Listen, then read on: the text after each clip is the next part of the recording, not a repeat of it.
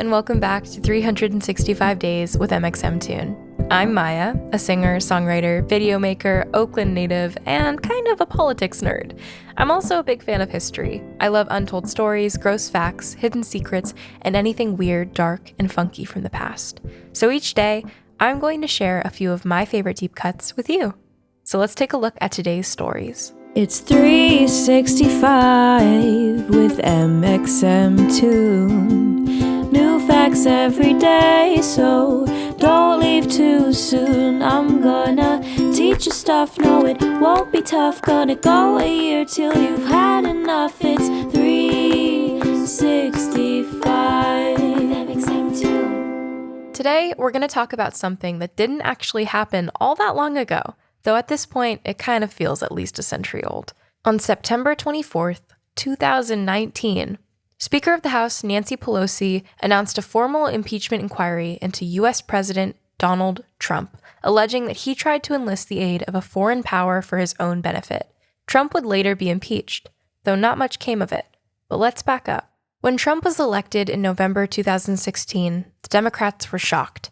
It seemed impossible that a former reality TV star and real estate mogul could win over Hilary Clinton, a former Secretary of State and First Lady. Polls had Clinton up all over, and pundits were all but certain she'd be the next president. But though Clinton won the popular vote, Trump netted 304 electoral votes to her 227.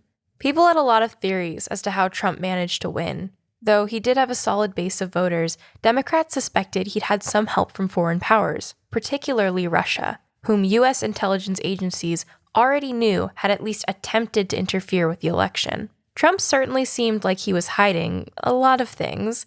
He refused to release his tax returns, something every presidential candidate does, and people suspected his finances were tied up in foreign interests. Once Trump was inaugurated, there were various efforts to investigate him, his businesses, and his finances. A special prosecutor, Robert Mueller, was tasked with probing Trump and his potential connections with Russia, an effort that took 2 years and culminated in a 448-page report that didn't exonerate Trump. In fact, Mueller found a number of links between Trump and Russia, but didn't definitively find that the Trump family had broken the law.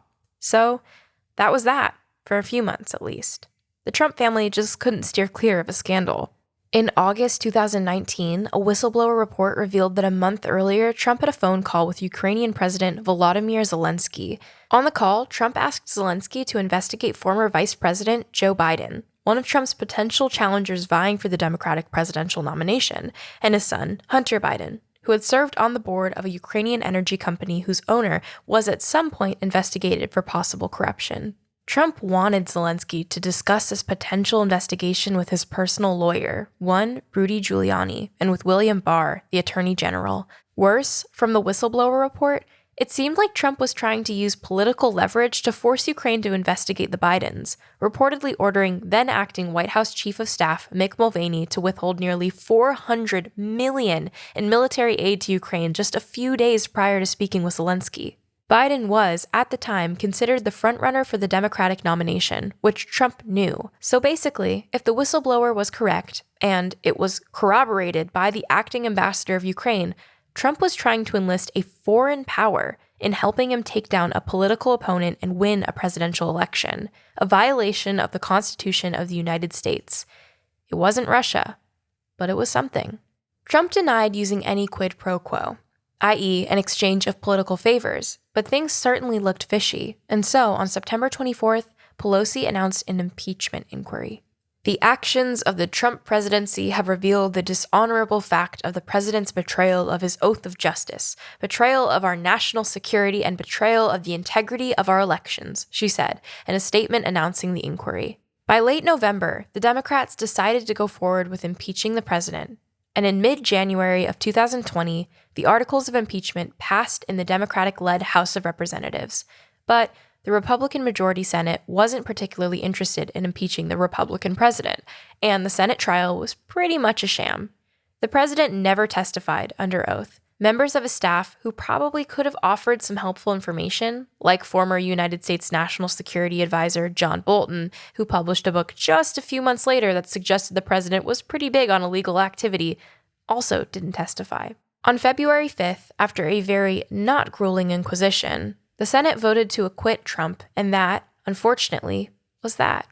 I still remember when each of these various events happened, and I was just avidly refreshing my Twitter feed over and over and over again. I think my dad didn't turn off the news for like, I don't even know, 20 hours one day during the impeachment inquiry, and it was insane, like trying to keep up with all of this. And even still, every single day, there's lots and lots for us to keep up with. And now, for our fun music fact of the day. On September 24th, 1991, Nirvana released their second studio album, Nevermind. The album entered the chart at number 144, but by January 1992, it shot up to number 1 and is one of the most iconic albums of its era. Its first single, Smells Like Teen Spirit, was even inducted into the Grammy Hall of Fame.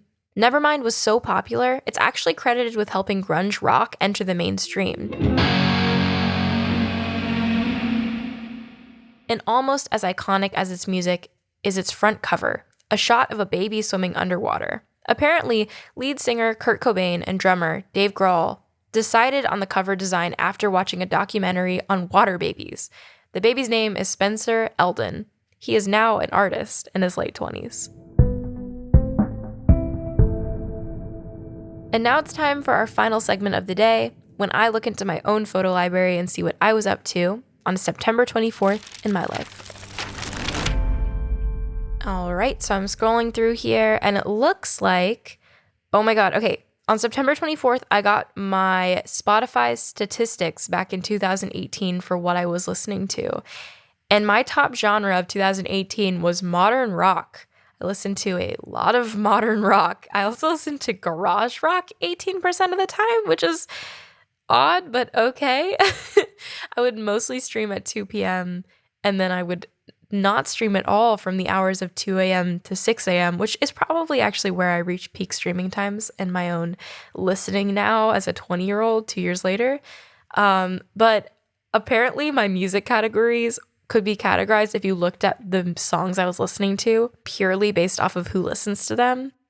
Spotify said that I am a fitness enthusiast. It says, you stream like a fitness enthusiast. Do you even lift or run or bike? Based on playlists in your library, we're guessing that yes, you do. Well, unfortunately, as exercise is still not something that I've really kind of put into my day-to-day routine, but I'm working on it, I promise.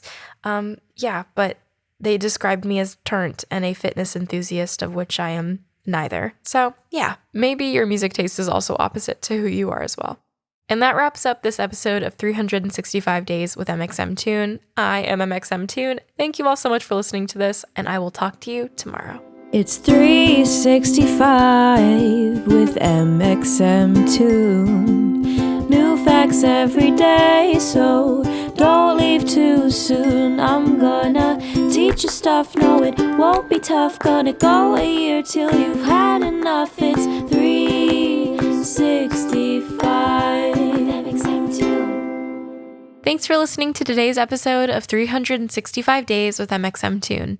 Make sure to subscribe wherever you listen to podcasts and follow along with us on social media at 365 Days mxmtoon on all platforms.